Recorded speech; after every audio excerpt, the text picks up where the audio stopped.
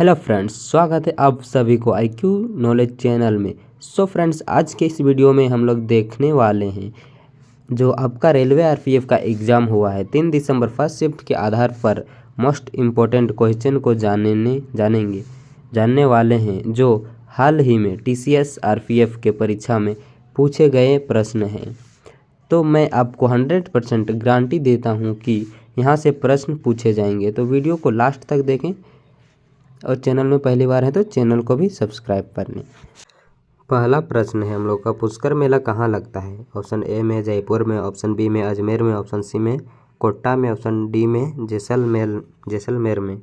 तो इसका correct answer हो जाएगा ऑप्शन नंबर बी, अजमेर में। अजमेर यानी राजस्थान, ये राजस्थान में है। ये मेला अक्टूबर नवंबर के मंथ में लगता है। फिर अगला प्रश्न हम लोग का, आज़ाद हिंद फौज की स्थापना कहाँ हुई थी? बताना है आज़ाद हिंद फौज की स्थापना कहाँ हुई थी। तो ऑप्शन ए में है जापान में, ऑप्शन बी में सिंगापुर में, ऑप्शन सी में है बर्मा में, ऑप्शन डी में है जैसलमेर में। तो इसका करेक्ट आंसर हो जाएगा ऑप्शन नंबर बी, सिंगापुर में। आज़ाद हिंद फौज की स्थापना कहाँ हुई थी? तो सिंगापुर में हुई थी। Option B is a correct answer. फिर अगला प्रश्न हम लोग का, डिमांड ड्राफ्ट को कोर्स क्यों किया जाता है? बताना है डिमांड ड्राफ्ट को कोर्स क्यों किया जाता है। तो ऑप्शन ए में भुगतान बैंक खाते के द्वारा ही किया जा सके, ऑप्शन बी में भुगतान काउंटर से किया जा सके, भुगतान तुरंत किया जा सके, ऑप्शन डी में उपयुक्त में से कोई नहीं। तो इसका करेक्ट आंसर हो जाएगा ऑप्शन नंबर ए, भुगतान बैंक खाते के द्वारा ही किया जा सके। अगला प्रश्न है, एड्स नहीं फैलता है किससे? ऑप्शन ए में संक्रमित सुई का प्रयोग करने से, ऑप्शन बी में सेक्स करने से, ऑप्शन सी में संक्रमित मरीज का खून चढ़ाने से, ऑप्शन डी में बातचीत करने और मरीज को छूने से। तो इसका करेक्ट आंसर हो जाएगा ऑप्शन नंबर डी, बातचीत करने और मरीज को छूने से एड्स नहीं फैलता है।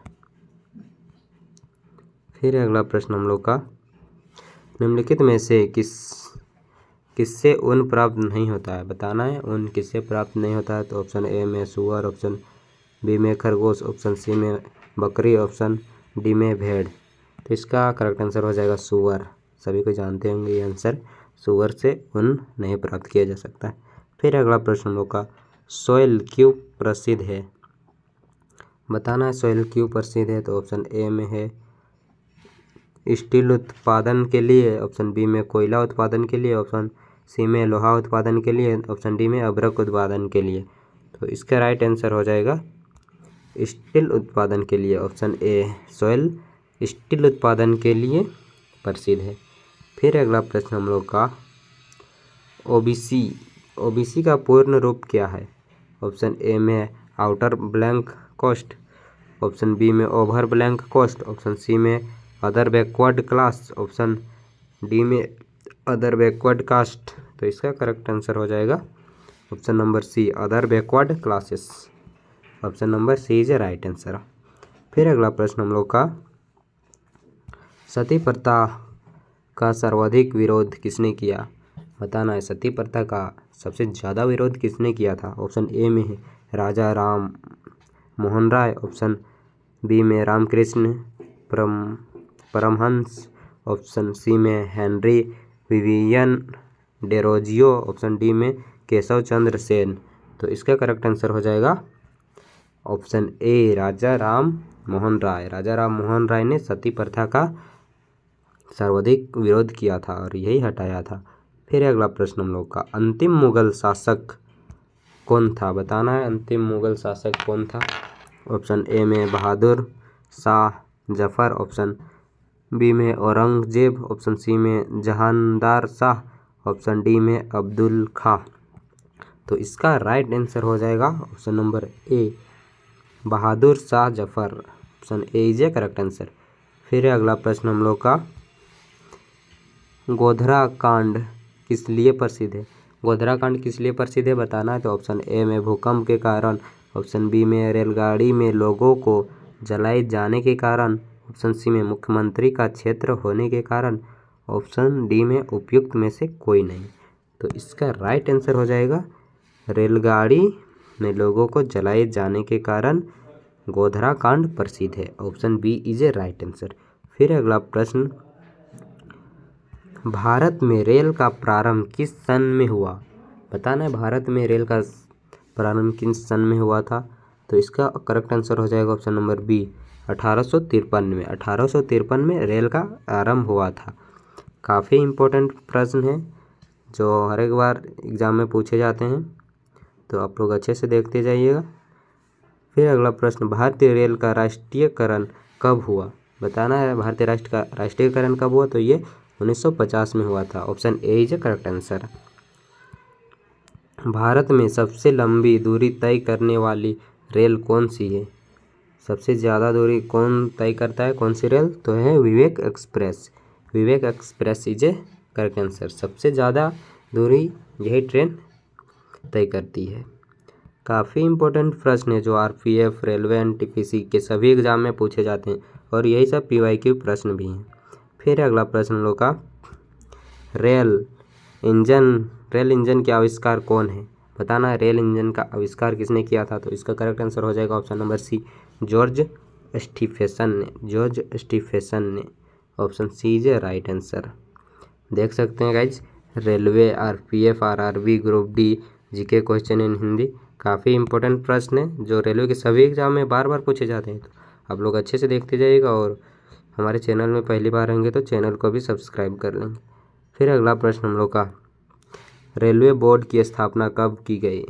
बताना रेलवे बोर्ड की स्थापना कब की गई। तो ऑप्शन ए में 1915, ऑप्शन बी में 1903, ऑप्शन सी में 1899, ऑप्शन डी में 1905। तो इसका राइट आंसर हो जाएगा 1905। रेलवे बोर्ड की स्थापना 1905 में की गई। फिर अगला प्रश्न हम लोग का, भारत की प्रथम रेलगाड़ी द्वारा कितनी दूरी तय की गई थी? भारत में जब पहली बार रेलगाड़ी चलाई गई थी तो कितनी किलोमीटर तक चलाई गई थी वो बताना है। तो ऑप्शन बी होगा इसका correct answer 34 kilometre. 34 kilometre first बार में चलाया गया था रेल को जब चलाया गया था। फिर अगला प्रश्न, भारत में पहली बार मेट्रो रेल सेवा किस नगर से आरंभ की गई?